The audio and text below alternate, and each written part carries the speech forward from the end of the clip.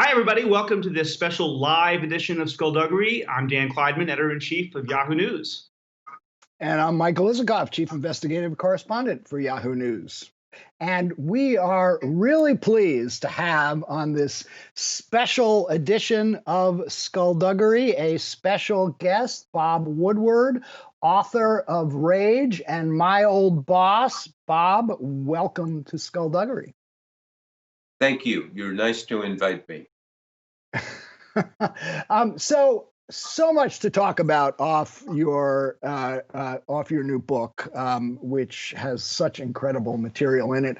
Want to start out with some mega questions, and that is, you've written bestseller after bestseller about American presidents for decades now. In almost every case, those presidents have not come off looking better after you were through with them than before you wrote the book. So, my big question is, why on earth did Donald Trump agree to talk to you for this book and allow you to tape him?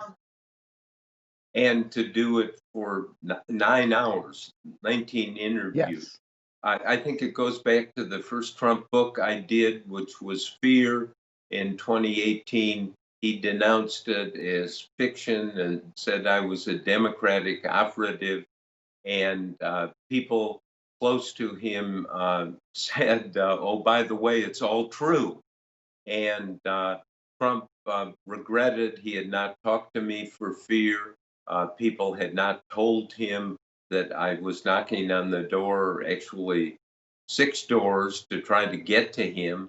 And so he said, okay, I'll do it. And the first interview was December 5th of last year. This is before the virus came. And I was talking to him, asking about North Korea a great deal. But I went into the Oval Office, took out my tape recorder, my Olympus tape recorder.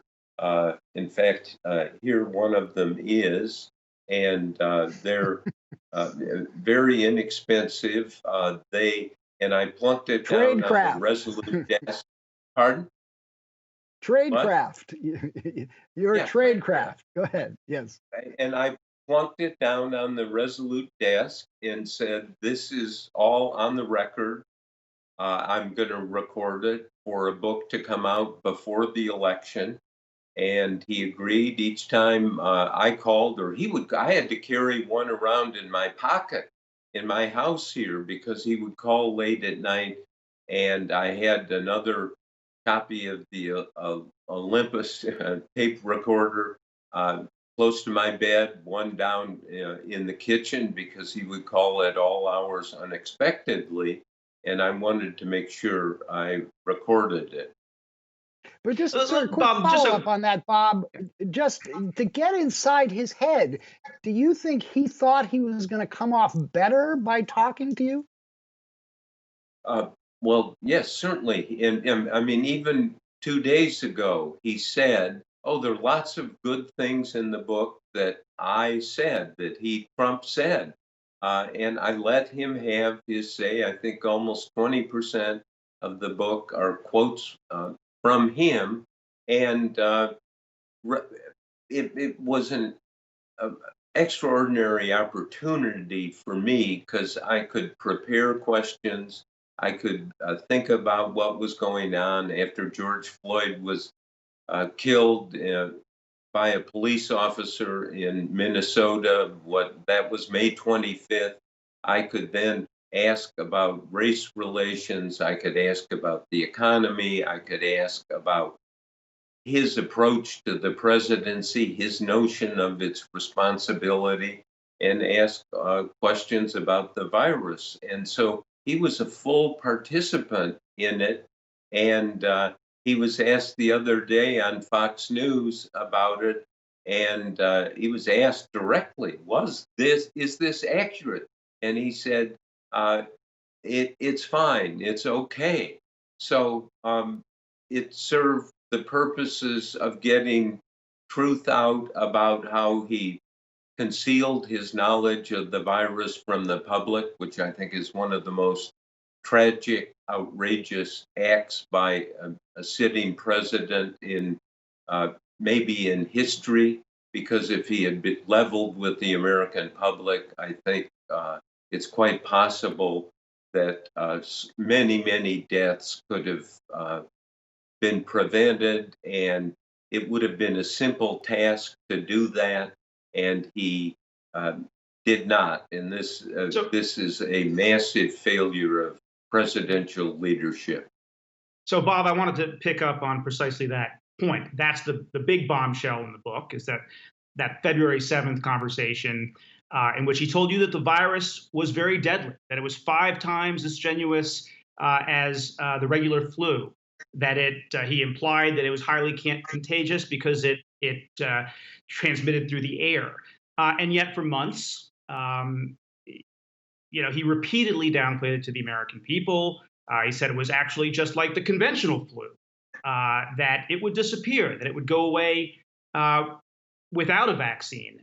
So we've got a clip from Tuesday night's ABC town hall in which a voter asks him about how he could be saying one thing privately to you and something diametrically opposed to the American people. So take a listen, and then on the other side, we want to get your reaction to it.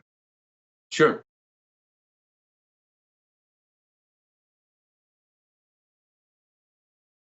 If you believe it's the president's responsibility to protect America, why would you downplay a pandemic that is known to disproportionately harm low-income families and minority communities? Yeah.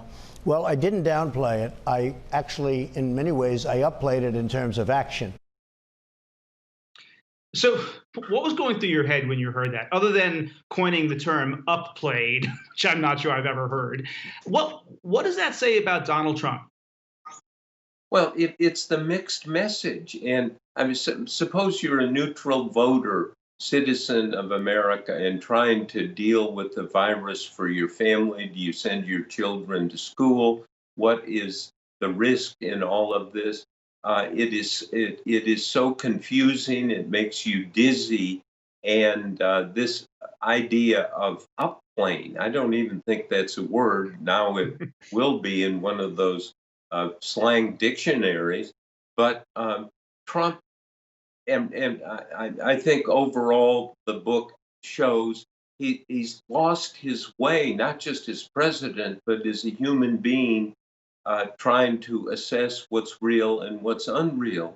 And his capacity to separate that is seriously, I mean, it's not a matter of question. There you are listening to this, and it is a tragedy, as you may know. At the end of the book, I was typing along the epilogue, and it just came out, as you know, in writing about what you're thinking and feeling. And I said, in totality, Trump is the wrong man for the job.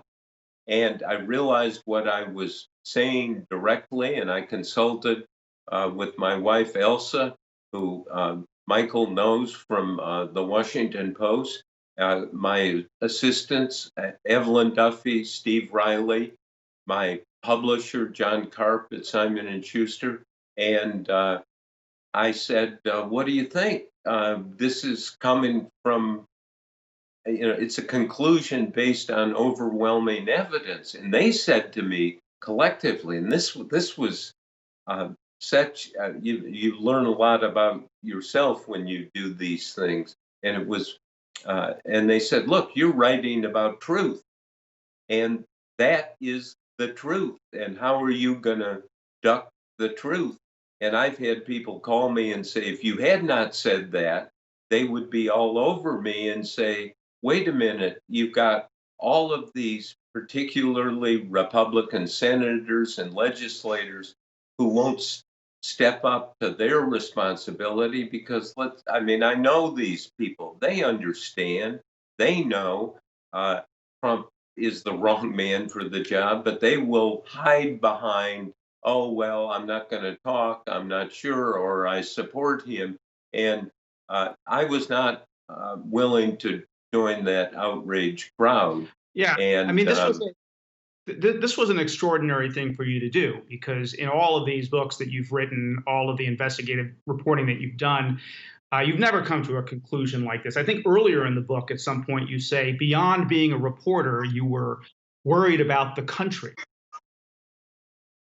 well, yes, I have to, and I always have been. There is a public health safety responsibility that I had, but at the same time, you can't duck what is an obvious conclusion, and it put it all together, which I attempt in this book.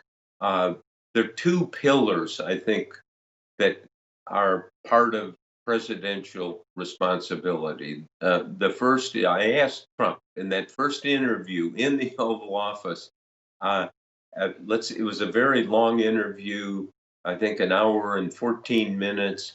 And at the end, it's on page 49 of the transcript, just the simple question, what's the job of the president? And he said, to protect the people. That is job number one. Job number two is to tell the truth, and not just the truth, but a coherent truth. And the failure to do this saddens me. And as a citizen, I could put it all together in one book. And as we were talking before we started here, there are just lots of parts of Trump world and the Trump story I was able to get in the course of 10 months. Bob, just picking up on this, you talked about what's the job of the president. And as you know, there have been a lot of questions for you. What's the job of the reporter here? And whether you had an obligation to disclose to the public in real time that what the president was telling you privately was different than what he was saying publicly. Now, I get your point that you hadn't finished your reporting. You didn't know about the January 31 briefing in which Trump is told. January 28th. January 28th. The January 28th. But you did know what he said on February 7th and how that was different than what he was saying publicly, that this is just like the flu and it's going to go away. Did you consider or consult with your team of advisors there about whether you should disclose that in real time before you were finished with the book? Okay, but see here, you know this, Michael, so well, and both Danny, you know this, that when you live your life in chronological order, but you don't report in chronological order. And on February 7th, I could bring you a stack that Steve Riley has compiled for me of February clips, and the discussion of the virus. It's all in China. It is a China story. And so in March, when the virus exploded, I knew that it was airborne, that people who didn't have the symptoms could spread it. And so did the public. We had 30,000 new cases a day of the virus. I could not tell them anything in February because as far as I was concerned, it was about China. And in March, as you know, boom, it exploded. And everyone knew that. So I'm asking the question, you two know this as well as anyone. In the case of a president or somebody you're looking at, what did he know? When did he know it? But how did he know it? And I said, okay, how did he learn this? I learned in May, as is shown in the book and the chronology and in the tapes, when I asked him on May 6th, do you remember this January 28th meeting? I begin the book that way. It's the key meeting where he's sitting there with his national security advisors in a top secret presidential daily brief meeting. And the virus comes up, and Robert O'Brien steps up and says, Mr. President, this virus is going to be the biggest threat to your presidency. Then Matt Pottinger, the deputy, who'd been like he was a reporter, but in China for 7 years, he developed sources who told him that and Pottinger told the president on January 28th, look, this is not going to be just a problem, a public health problem. This is going to be a pandemic. And Pottinger's sources in China, who were authoritative, that he had known going way back when he covered China and the SARS epidemic in 2003, they said this is going to be a pandemic like the 1918 Spanish flu pandemic, which killed 675,000 people in this country. The president asked questions about it. It's the first, it's part in the prologue of the book, and it's very clear. That's the pivotal meeting. And I did not learn about it until May. Again, May, the virus is exploding completely, and there's no story for me to do because I can write the book and lace together everything about that I discovered in my reporting, not just from Trump, but from other people who worked in the administration. So, I mean, just, you guys do this stuff. And I have a relationship with the Washington Post. I could have walked into the editor, Marty Baron, or Stephen Ginsburg, the national editor, who in a practical sense I work for and report to, and say, here, we've got something that we need to publish. And they would have, in March, when this would have been feasible, they would have said, wait a minute, that's in the paper every day. Everyone acknowledges that it goes through the air. But not that the president was acknowledging. Pardon? Not that the president was telling you privately, this is more serious, this is more deadly than the flu, when he's saying publicly it's the same thing. Michael, he's talking about China as far as I'm concerned. See, the entree into this discussion, as I lay out in the book, is the night before Trump had talked to President Xi of China. And Trump put it all in the context of China and President Xi. And so I spent some time trying to find that transcript of the discussion that the two leaders had. And I thought that was key. I finally got to a point where I was in the room with somebody who had the transcript. Well, transcripts of presidential conversations are radioactive at that point. In fact, this is not in the book. Mark Meadows, the chief of staff, called me and said, you're trying to get a transcript of the president's discussion with a world leader. The lawyers in the White House are having a meltdown that you're asking, you can't have this. And so I had to find out, and in the book, there's a laundered version of that. So many times I've walked into the office of the editor of the Post and saying, this is a story that needs to be in the paper. And there was no opportunity to do that.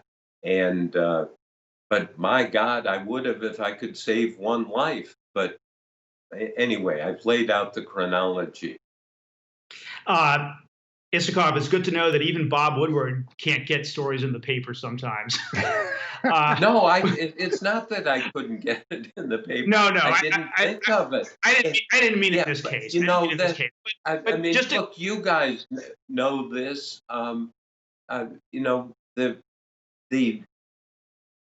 The fires that burn in us as reporters are, let's get the truth, let's make sure it's true, and let's put it in context. And in February, there was no discussion of the virus in this country. It was all about China, including... Just to close the loop on this, that's what I wanted to ask about, because you're saying it was all about China, but it was a what the president was saying was this was a very dangerous, highly contagious virus. So was it not part of your thinking at the time, holy shit, if it's in China, it could come to this country? But no one was suggesting that at that point. Right. But the point is, 10 days earlier, key meeting, January 28th, that's what they told him. It was coming to the United States. I did not know that in February, March, April, and learned it in May when I asked the president we've released the tape on this where I asked him on May 6th, I believe, do you remember the National Security Advisor telling you this? And Trump said, no, he doesn't remember, but twice he said, I'm sure it was said, I am sure it was said. But you put pieces together. You guys know that. And you don't know all of the pieces when you start. But that's the obligation here. And to repeat, the demarcation line is getting this book out and the stories in it before the election so people can make their own decision. Oh, do I believe this? Is it relevant or not? I wanted to move on to another aspect of the book that I thought was fascinating. The press doesn't talk about it as much, but it's the sort of very human dimension of this book, and it really is the sort of the psychological and emotional toll of working for Donald Trump, and specifically. You write a lot about Dan Coats, the director of national intelligence, who's unable to sleep at night, who's worried about his health seriously deteriorating because of Trump's, the incessant tweeting, the drama, and then Jim Mattis, the defense secretary, who starts praying at the War Memorial Chapel of the National Cathedral in Washington. If you guys ever been in the National Cathedral, not service, but just walked in, I mean, it's like it clamps you around the neck that, wow, slow time down. What's going on here? Reflect on your responsibility. And here's the Secretary of Defense going to pray and reflect in private. This was never known. Because he worries, quite rightly, not that Trump is going to start a nuclear war with North Korea, but Trump has given Mattis the authority to shoot down a missile coming from North Korea toward the United States. And Mattis sleeps in his gym clothes, as you said. He has a light in the shower in case he's in the shower when they get an alert on this what they call a national event conference, and very top secret, but here it is laid out, and you see his concern, and what is he going to do, because North Korea could start a nuclear war. They have all kinds of nuclear weapons. They're well concealed.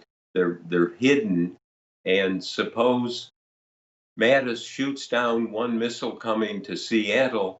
What are the North Koreans going to do? Likely you're going to see a second launch, and Mattis might have to go to President Trump and say, I recommend that we use our nuclear war plan to protect America, because they are going to shoot at America many missiles, or to our allies in Japan or South Korea. So this is, before the virus, I was going to start the book with this chapter, because it's, I found discovering this reporting one of the, here is somebody like Mattis confronting the ultimate question, as I quote him saying, do I have a right?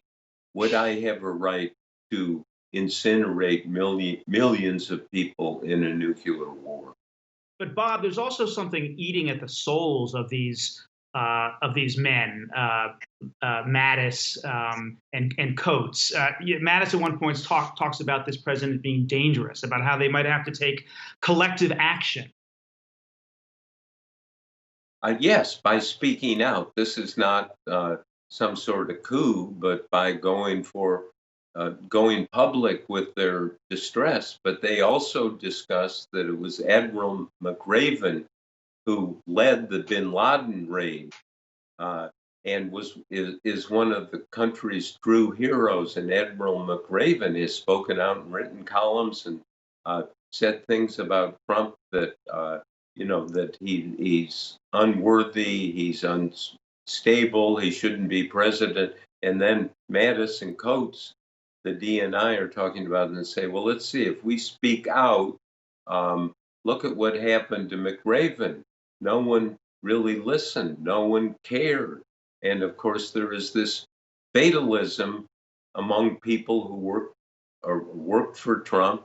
And I think in our business, in the media, oh, well, this is doing these stories, doing these books is going to have no impact. I think that's BS. I think that if Michael Isikoff knows this, the Bradley rule, which is you do your stories. Sometimes they have impact, sometimes they don't. You can't tell which ones are, but it's nose down, ass up, moving slowly forward, and that we're not looking for political impact. Yes, we want our readers to believe us, but we stay away from the politics. And the night Nixon resigned, Michael, you weren't at the paper yet. You were probably in junior high school or whatever it was, 1974. I was in college. And Bradley's running around saying, "Don't gloat, don't gloat."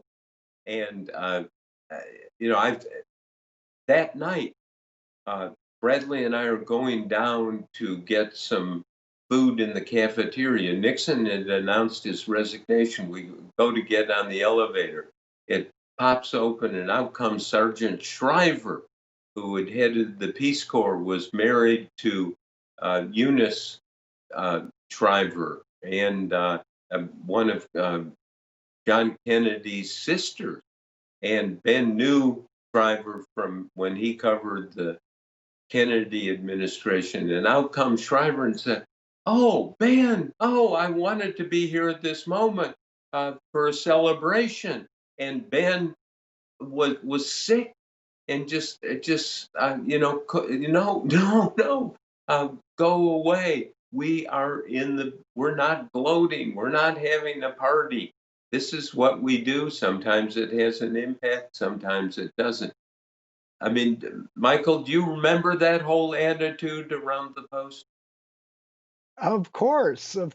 There was never a sense. The goal was never to have some defined political impact. It was to have impact and get people talking, but not necessarily for any political partisan purpose. But let me pick up on Sure. one of the fascinating characters who Dan just mentioned in the book, and that's Dan Coates. And you report that he didn't have proof, but he suspected that the Russians had something on Trump, and therefore may have compromised him. And he's the director of national intelligence. So I want to give you an analogy and have you react to this.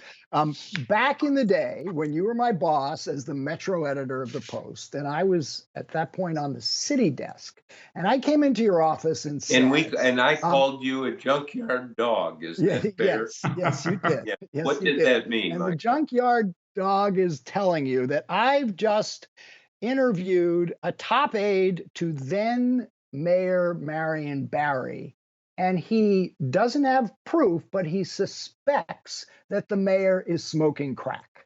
And I said, I want to publish that story. And I know exactly what you would have said. You would have said, no, we're not going to publish it, but do the reporting, get the facts, and then come back to me. So I want to ask you, you've written 2 books now on Donald Trump's presidency. What does your reporting show? What is your judgment? Was Coates right? Do the Russians have something on Trump or not?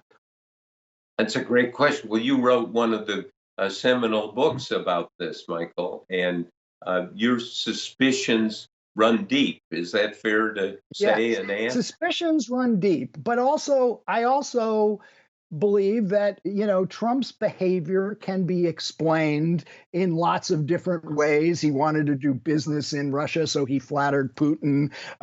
He didn't want the Russia hacking to undermine the legitimacy of his presidency, so he was stalwart. There are lots of ways to explain Trump's behavior, short of saying that they had something on him. So I'm asking you, what does your reporting show? What is your best judgment at this point? Well, I mean, Coates is, remember, Coates is not some former Democratic senator. He was a Republican senator from Indiana for 16 years, a very close friend of Mike Pence, the vice president, and Coates felt this suspicion like you, but he had access to information that you didn't have, the deep cover human sources in Russia, and they combed through all of this. They looked at everything, and they did not find proof or evidence of that. But as I report, Coates concluded that the suspicion still remained, and but the evidence did not exist. And I spent some time trying to find evidence of it, and I could not. And so Coates and you and I kind of are at an impasse about all of this, and it's one of the questions maybe history will answer, maybe it won't. Maybe it will just be, there will be the book 40 years from now, Trump, Putin, and it will be question mark rather than answer. Hey, Bob, where we are today. Yeah, I want to pick up on something you said before, which is this idea that, have some people maybe suggest that the kind of reporting that we have been doing for all of these decades may not have the impact that it used to. You said that was BS. I hope you're right about that, but I want to probe a little bit, because Sure. it does feel like we are living in an age that is so highly polarized that the truth is kind of facts. The truth are kind of collateral damage on the battlefield of partisan wars.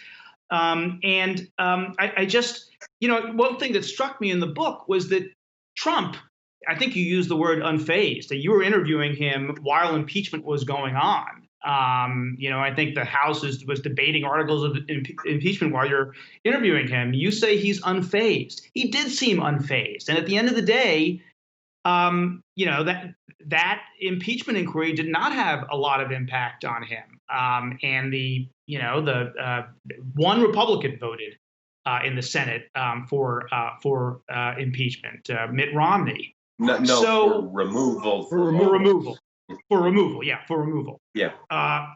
So help make the case that this kind of reporting today really still has an impact. What is that impact? How should people think about that? Well, look at the impeachment case. I think the record shows that it was precipitous. They had something that Trump clearly had done. In fact, in the book, I spend 20 minutes down in Mar-a-Lago with Trump, interrogating him about the impeachment and what was in that transcript with the Ukrainian president, and Trump was in which, by the way, is the most denial. Fascinating. That is the most fascinating exchange in the book. Your repeated efforts to get him to acknowledge that he was wrong and should apologize, which he absolutely refused to do. Well, not before apology. I said, look at what the transcript shows. It shows that you asked that the president of Ukraine talk to the American Attorney General and investigate the Bidens. And so I asked Trump, as a matter of policy, do you think it is an acceptable, desirable policy for the President of the United States to ask a foreign leader to investigate a political opponent. And Trump would just say, stonewall, just say, no, it's about corruption. And I'd say, no, right here in the transcript, it says, Biden, a political opponent of yours, you want investigation. And he stonewalled, and we're yelling at each other, quite frankly. And what struck me is, instead of just throwing me, out of Mar-a-Lago, he would let me go and go and go. And finally I say, well, okay, what about apologizing? And I recalled that Nixon did not apologize. And I've always thought, and I think Carl Bernstein, my partner in Watergate, agreed pretty much with this. If Nixon had come out early and said, look, I'm the guy at the top, this was a mistake, it shouldn't have happened, I'm really sorry, Watergate would have gone away. And I don't know that you guys agree with that, but I think it's highly likely. So I was saying to Trump, go ask Ivanka, your daughter, go for a walk with her and ask her. And he said, well, no matter what she said, it wouldn't make any difference. Which actually leads to my next question, Bob. How would you compare Donald Trump to Richard Nixon? See, I don't. That's each president is different, as we know. The circumstances are different. Clearly, Nixon was a criminal president. The Republican Party turned on him, and he voluntarily resigned. As we know from the Mueller investigation, they never established that there was any sort of crime in dealing with Russia or in the obstruction of justice. This is debated, but look, I've read the report and talked to the people about it. And as Trump says about the Mueller investigation, it disappeared. It was like dust, he told me.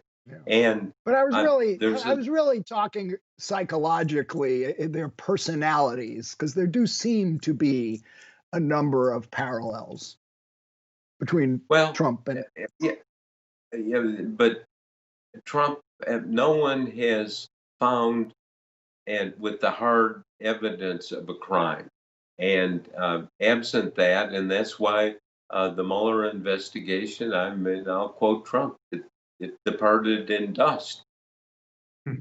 Bob, we're 40 some odd days away from the election on November 3rd. There's a lot of nervousness out there among some people about how Trump will respond if this election is very close. Questions about him already trying to undermine confidence in voting, talking about fraud with mail-in ballots. Trying to undermine confidence. I mean, he succeeded in undermining confidence.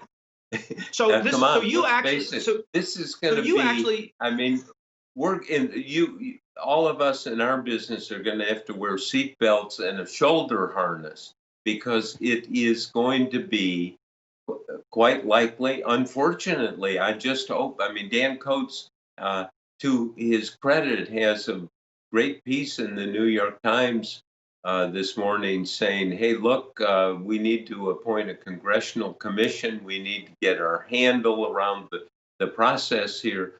But the process, as you know, is scattered. I watched on television recently the Michigan Secretary of State saying, well, under our law, we have 30 days after the election to count ballots. So, I mean, what do you do? Avoid the law, and then there's a stack of uncounted ballots over there. We are running into a hurricane, a hailstorm, and a tsunami, all at the same time on this. God knows what's going to happen.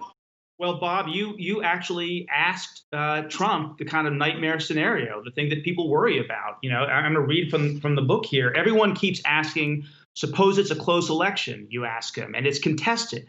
What are you going to do? Everyone says Trump is going to stay in the White House if it's contested. Have you? And then he cuts you off and he says he doesn't want to comment on that.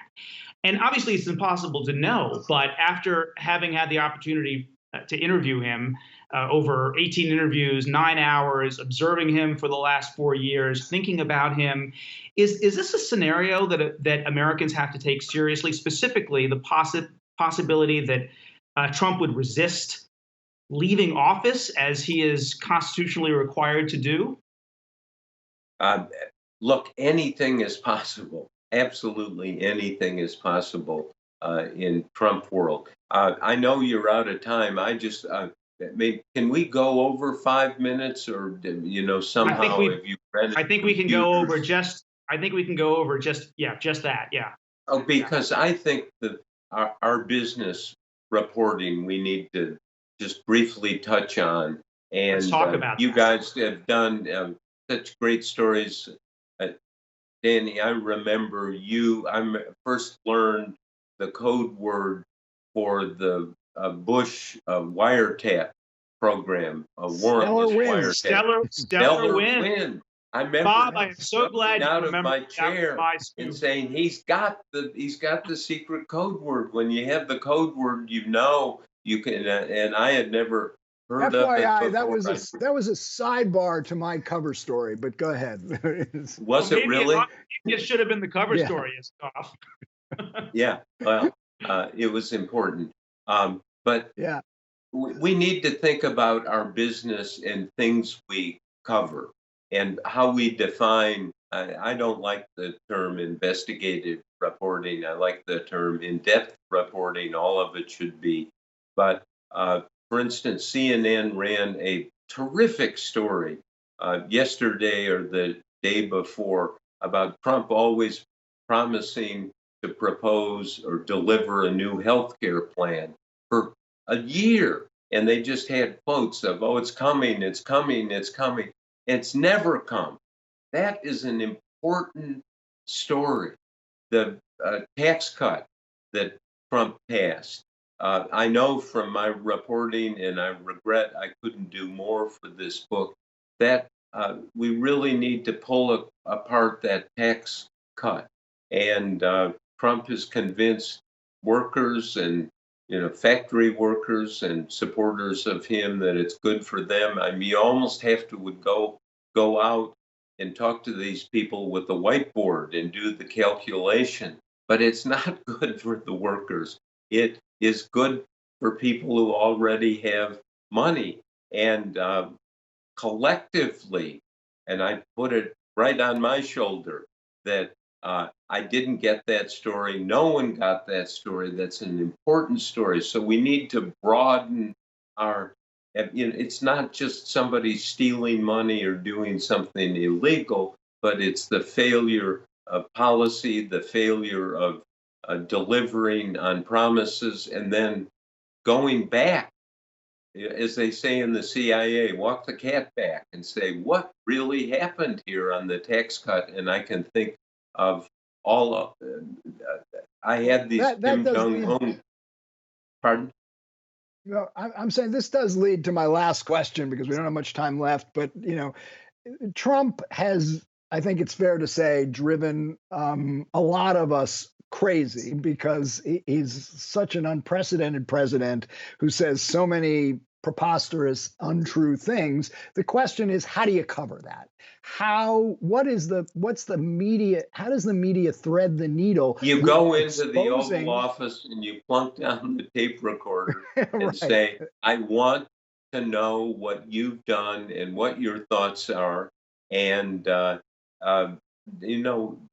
look, you can put all kinds of adjectives on his behavior.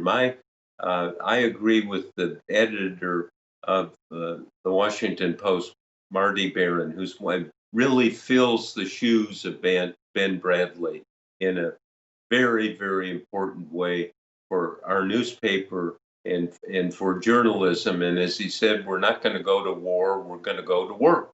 And we're going to go back and look at these things.